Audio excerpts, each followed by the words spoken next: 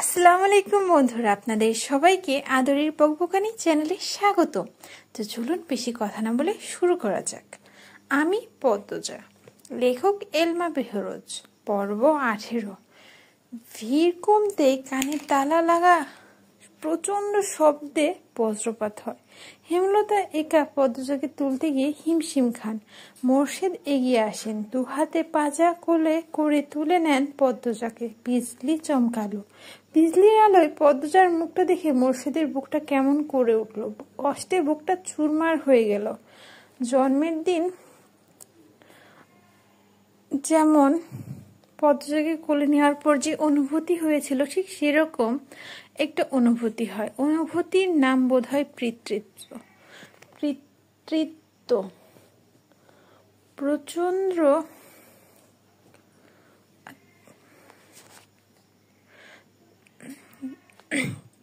প্রচন্ড ঝড়ো বাতাস বইছে। তারা ঘরে ঢুকতেই ভারী বর্ষণ শুরু হলো। মুহূর্তেই ঘূর্ণিঝড়ের তাণ্ডব দেখা দিল। তবে সেই তাণ্ডব ছুঁতে পারল না মোড়ল বাড়ির মানুষদের মন। ঝড়ের তাণ্ডবের চেয়েও বড় তাণ্ডবের সাথে যুদ্ধ করে চলেছে তারা। হেমলতা গরম পানি করে পদ্মজাকে গোসল করালেন, জামা কাপড় পাল্টে দিলেন। পদ্মজা ঠোঁট কামড়ে নীরবে কেঁদে গেল। চোখের জল আটকে রাখতে পারছে না কিছুতেই। ইচ্ছে হচ্ছে বাড়ির পিছনে সবচেয়ে বড় আম গাছটার সাথে ফাঁস দিয়ে মরে যেতে। মন দুর্বলতার শূন্য ছুঁই ছুঁই। হেমলতা পদ্মজার চুল মুছে কপালে চুমু দিলেন। পদ্মজার নাকে এক ফোঁটা জল পড়ল। পদ্মজা চোখ তুলে মায়ের দিকে তাকালো। আম্মা আসছে। আমার আম্মা কই? আম্মা আসে নাই? পাশের ঘর থেকে পূর্ণার চিৎকার ভেসে আসলো। সেকেন্ড কয়েকের মধ্যেই পূর্ণা ছুটে এলো। হেমলতাকে দেখে ঝাঁপিয়ে পড়ল হেমলতার বুকে। হাও মাও করে কেঁদে উঠল। পূর্ণার শরীরে আগ্নেয়গিরি মনে হচ্ছে, এত গরম, ঝড়ে পুড়ে যাচ্ছে।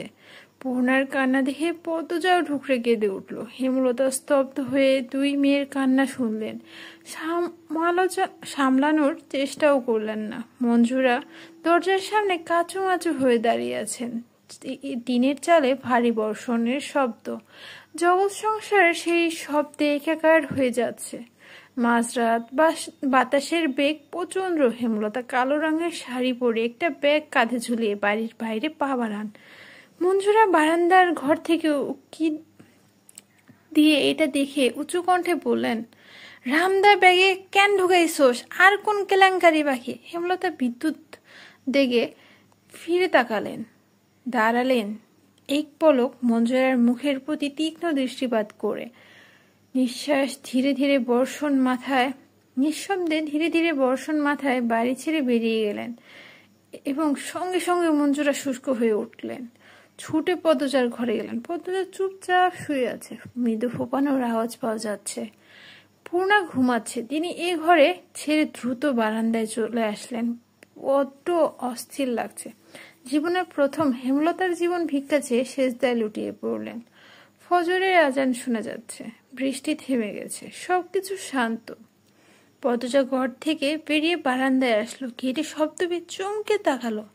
উৎসুক হয়ে তাকিয়ে রইল। হেমলতা ঢুকেন। বিধ্বস্ত অবস্থা। মঞ্জুরা পদ্মজার পাশে এসে দাঁড়িয়েছে। পদ্মজা টের পেল না। হেমলতা বাড়ি ঢুকে কাঁধের ব্যাগটা মুরগির খুপির সামনে ছুঁড়ে ফেলল। অন্ধকারের জন্য মুখ স্পষ্ট নয়। হেমলতা বাড়ির পিছনের দিকে চলে যান। পদ্মজার বুক ধুরু ধুরু করছে। সে ধীর পায়ে উঠানে এসে দাঁড়ালো। পেছনে মঞ্জুরা। পায়ের শব্দে চমকে তাকালো পদ্মজা। দেখতে পেল মঞ্জুরাকে। ফিসফিসিয়ে বলল, নানু, আম্মা কোথায় গিয়েছিলেন? মঞ্জুরা ক্ষণকাল নীরব থেকে এরপর বললেন, জানি না। মঞ্জুরার কণ্ঠে ভয়। পদ্মজার দুর্বল শরীর ঠেলে নিয়ে আসলো বাড়ির পেছনে। দেখতে পেল হেমলতা নদীতে নেমে গোসল করছেন। এক নিঃশ্বাসে কয়েকটা ডুব দিলেন। পদ্মজা ব্যস্ত পায়ে ঘাটের কাছে এলো। ক্ষীণ স্বরে ডাকলো, আম্মা। হেমলতা ঘুরে তাকালেন। ঝড় শেষে আকাশ ধপধপে সাদা, অন্ধকার কাটার পথে। পদ্মজা বলল, ঠান্ডা লাগবো। হেমলতা কিচ্ছুটি বললেন না। গোসল শেষ করে উঠে আসেন উপরে। পদ্মজা আর কিছু বলল না। হেমলতা উঠানে এসে মঞ্জুরাকে বললেন, পূর্ণাকে নিয়ে আসো আম্মা। পদ্মজা অবাক হয়ে শুধু দেখছে। পূর্ণা আসে ধীর পায়ে হেঁটে, তার জ্বর অনেকটা কমে এসেছে। মঞ্জুরা দূরে দাঁড়িয়ে রইলেন। হেমলতা মৃদু হেসে পূর্ণাকে বললেন, পদ্মজা পাশে এসে দাঁড়া। পূর্ণা হতবুদ্ধি হয়ে পড়ল। সে বাধ্যের মতো পদ্মজার পাশে এসে দাঁড়ালো। হেমলতা মুরগির খুপির পাশ থেকে কালো ব্যাগটা হাতে তুলে নিলেন। ব্যাগ থেকে একটি রামদা আর একটা কৌটা বের করলেন। পূর্ণা রামদা দেখে চমকে উঠল। দুবোন চাওয়াচাওয়ি করলো একবার। হেমলতা রক্তমাখা রামদা মেয়ের পায়ের সামনে রাখলেন। শীতল তবে তীক্ষ্ণ কণ্ঠে বললেন, মানুষ সৃষ্টির সেরা জীব, আর পৃথিবীতে সেরা মানুষগুলোরই বাঁচার অধিকার আছে, মানুষরূপে পশুদের না। যখন যেখানে কোনো মেয়েকে অসম্মান হতে দেখবি, এক কোপ দিয়ে অমানুষটার আত্মা দেহ থেকে আলাদা করে দিবি। যে তোকে অসম্মান করেছে সে দোষী, তুই না। তার শাস্তি হওয়া উচিত, তোর না। তাই আত্মহত্যার কথা কখনো ভাববি না। দোষীর আত্মহত্যা করা উচিত। আর আমার মনে হয় এতে পাপ নেই, বরং পাপীর বিনাশ না করা পাপ। আর আমার মেয়েরা যেন সেই পাপ কখনো না করে। সেই মেয়েদের এসব কি শিক্ষা দিতেছস তুই? তোর মাথা খারাপ হইয়া গেছে নাকি? মঞ্জুরা হৈ হৈ করে উঠলেন। হেমলতা ঢুকিলে মঞ্জুরার কথা হজম করে নিলেন। এরপর আবার মেয়েদের দিকে তাকিয়ে বললেন, আমি কখনো ছেলে চাইনি, মেয়ে চেয়েছি। প্রতিবাদী দুঃসাহসিক মেয়ে চেয়েছি। আল্লাহ আমাকে 3টা মেয়ে দিয়েছেন। এখন সেই মেয়েরা যদি এইটুকুতেই দুর্বল হয়ে পড়ে কিভাবে হবে? ঠিক আগের মতোই মাথা উঁচু করে বাঁচবে। যতদিন আমি আছি কেউ তোদের অসম্মান করে টিকতে পারবে না। আমি না হয় যতদিন বেঁচে আছি তাদের শাস্তি দেবো, পৃথিবী থেকে মুছে দেবো। কিন্তু যখন আমি থাকবো না, তখন কি তারা বেঁচে থাকবে? বেঁচে থাকতে দেওয়া ঠিক হবে? অন্য কোনো মেয়ের সাথে নোংরামো করবে না, তার নিশ্চয়তা আছে? নেই। এখন থেকে নিজেদের শক্ত কর। মেয়েদের সাহস মেয়েদেরই হতে হয়। নিজেকে রক্ষা করার দায়িত্ব নিজের। রাতের স্মৃতি দুঃস্বপ্ন ভেবে ভুলে যেতে বলবো না। মনে রাখ, প্রতিটা মানুষের ভেতর লুকানো হিংস্র শক্তি থাকে। সবাই প্রকাশ করতে জানে না, চিনতে পারে না নিজেকে। গত রাতের ঘটনাটা মনে রেখে নিজের ভেতরে লুকানো হিংস্র শক্তিটা জাগিয়ে হাতের মুঠোয় রাখ, যাতে সঠিক সময়ে হাতের মুঠো খুলে মেরুদণ্ড সোজা করে দাঁড়াতে পারিস। আঘাতে আঘাতে চুরমার করে দিতে পারিস পাপের জগৎ। এটুকু বলে হেমলতা ক্লান্ত হয়ে পড়েন। ধপ করে বসে পড়েন। পদ্মজা আম্মা বলে হেমলতাকে ধরতে চাইলে হেমলতা হাত উঠিয়ে বলেন, দাঁড়িয়ে থাক। পদ্মজা হেমলতার সময় নিয়ে দম নেন। এরপর কৌটা খুলে ঠান্ডা তরল কিছু ঢেলে দেন 2 মেয়ের পায়ে। পূর্ণা কেঁপে উঠে দূরে সরে যায়। পদ্মজা আতঙ্ক নিয়ে প্রশ্ন করেন, আম্মা কার রক্ত? রক্তের কথা শুনে ঘৃণা এবং ভয়ে পূর্ণার সর্বাঙ্গ রিরি করে উঠল। মনে হলো তার পায়ে পোকা কিলবিল করছে। টাটকা তাজা লাল রক্ত। বমি গলায় এসে আটকে গেছে। হেমলতা পদ্মজার জবাব দিলেন না, শুধু মৃদু হাসলেন। পূর্ণা এই ভয়ঙ্কর দৃশ্য সহ্য করতে না পেরে জ্ঞান হারালো। পদ্মজা 2 হাতে ঝাপটে ধরল পূর্ণাকে। কি আশ্চর্য! এই ভয়ঙ্কর ঘটনা তাকে একটু বিচলিত করল না। হেমলতার গায়ে ভেজা শাড়ি, তাই পূর্ণাকে ধরলেন না। মঞ্জুরাকে বললেন, পূর্ণাকে ঘরে নিয়ে যাও আম্মা। মঞ্জুরা কঠোর চোখে তাকান হেমলতার দিকে। হেমলতা আবার হাসেন, ভেজা কণ্ঠে বলেন, কালো বলে অবহেলা না করে বুকে আগলে রাখলে আমার মেয়েদের জীবনটা অন্যরকম হতে পারত আম্মা। হেমলতার কথায় মঞ্জুরার সারা মুখ বিষণ্ণতায় ছেয়ে গেল। তিনি হেমলতার দিকে তাকিয়ে থাকতে পারলেন না। অপরাধ বোধে মাথা নুইয়ে ফেললেন। পূর্ণাকে ধরে নিয়ে গেলেন ঘরে। হেমলতা সেখানেই পড়ে রইলেন। আকাশের দিকে তাকিয়ে জোরে নিঃশ্বাস ফেললেন। আলো ফুটেছে পুরোপুরি। পাখির কিচিরমিচির শোনা যাচ্ছে। পানি দিয়ে উঠোনের রক্ত মুছে দিলেন চিরতরে। রামদা ধুয়ে লুকিয়ে রাখলেন লাহারি ঘরে।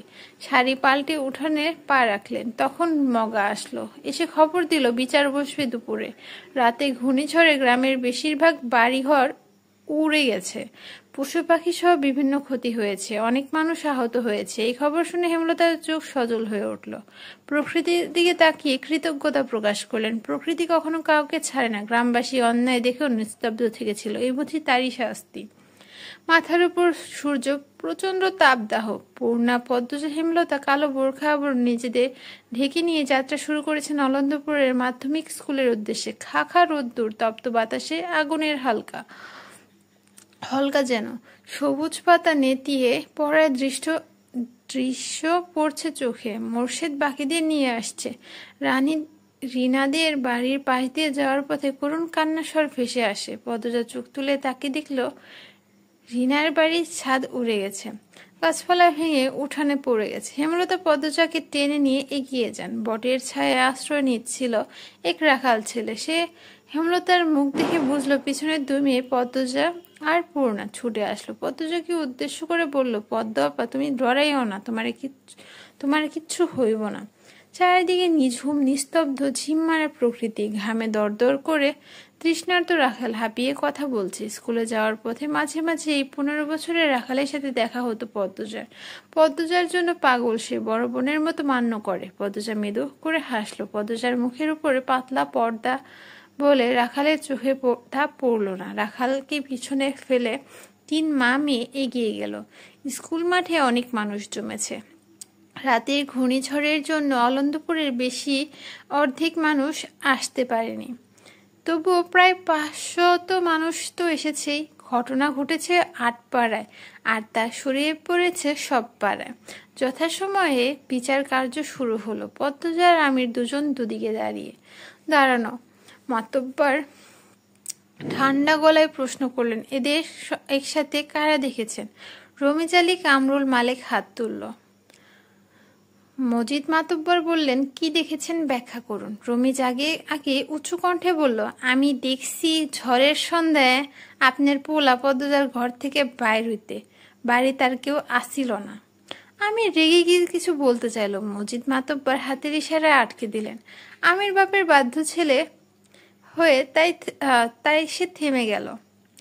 মজিদ মাতব্বর বললেন, আপনি আমিরকে পদ্মজার ঘর থেকেই বের হতে দেখেছেন? রমিজ আলীর দৃষ্টি অস্থির রেখে আমতা করতে শুরু করলেন। দম নিয়ে বললেন, তারে বারান্দা থাইক্কা বাইর হইতে দেখছি। মজিদ মাতব্বর নীরব থেকে এরপর বললেন, তাহলে কোনো আন্দাজে আপনি বললেন তারা নিষিদ্ধ কাজে লিপ্ত ছিল? পদ্মজার সর্বাঙ্গ রিরি করে উঠল। সে চোখ বুজে ফেলল। রমিজ আলী থমকে গিয়ে পরপরই হুঙ্কার দিয়ে ওঠেন, এক অচেনা সেরা খালি বাড়িত কোন সেরির কাছে জ্ঞান যাইব? আপনার নিজের সেরা বলে তার দোষ ঢাকতে পারেন না, আমার সেরির বেলায় কিন্তু ছাড়েন না।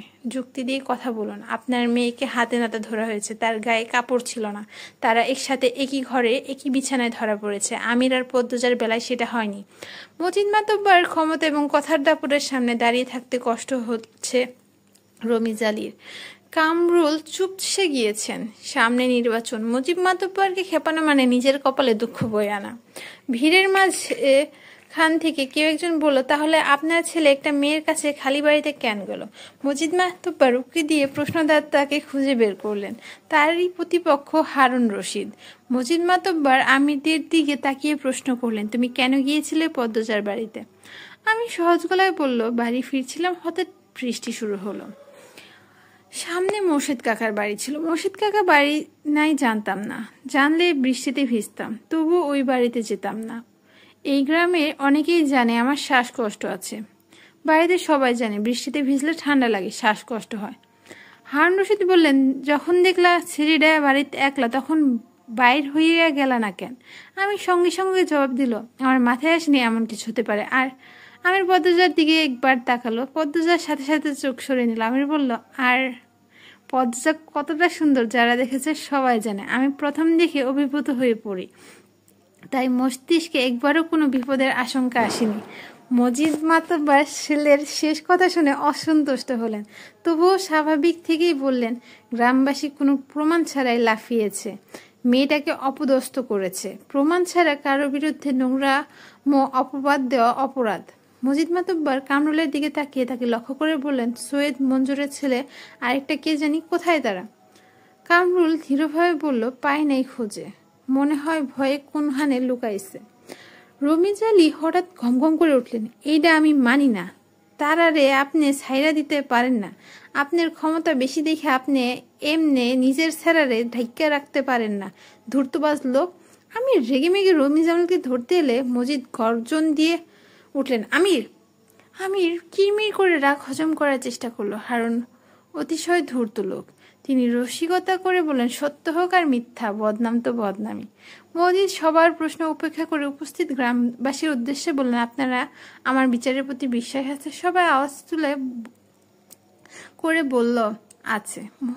মজিদ মাতব্বর তৃপ্তির সাথে হাসলেন, ক্ষণকাল নীরব থেকে উঠে দাঁড়ালেন, কণ্ঠ উঁচু করে বললেন, মোর্শেদের মেয়ের সাথে খারাপ হয়েছে। পদ্মজার নামে অনেক প্রশংসা শুনেছি, সে খুবই ভালো মেয়ে, আর আমার ছেলেকেও সবাই চেনেন, সে কেমন। যারা যারা দোষ করেছে তাদের খুঁজে বের করে শাস্তি দেওয়া হবে। পদ্মজা আর আমিরের নাম যে পাপের অভিযোগে করা হয়েছে তার যুক্তিযুক্ত প্রমাণ নেই, এবং প্রমাণ ছাড়া আমি কাউকে কখনো শাস্তি দেই না, আজও দেব না। তবে আমি আজ সবার সামনে মোর্শেদ ও তার স্ত্রীর কাছে একটা প্রস্তাব রাখবো। হেমলতা, মোর্শেদ সহ উপস্থিত সবাই কৌতূহল নিয়ে তাকালো। মজিদ মাতব্বর বললেন, পদ্মজাকে আমিরের বউ করে নিয়ে যেতে চায়। চারিদিকে কোলাহল বেড়ে গেল। সব কোলাহল সম্পূর্ণ উপেক্ষা করে স্বপ্না বৃষ্টির চেয়েও মতো শুধু মজিদ মাতব্বরের প্রস্তাবটি পদ্মজার কানে বাজতে থাকলো। জীবনের কোন মোড়ে এসে দাঁড়িয়েছে সে? তো বন্ধুরা, আজ এই পর্যন্তই।